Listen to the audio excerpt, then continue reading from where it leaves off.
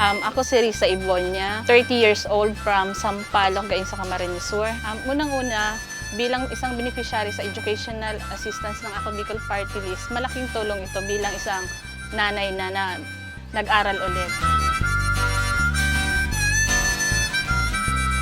Every semester, may nakukuha kami financial assistance from Ako Bicol. Ito ay nakakadagdag para matugunan ang mga pangangailangan ko sa school.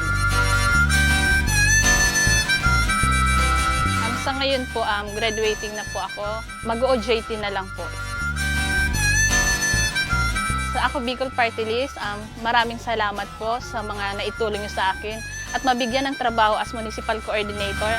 Maraming salamat po.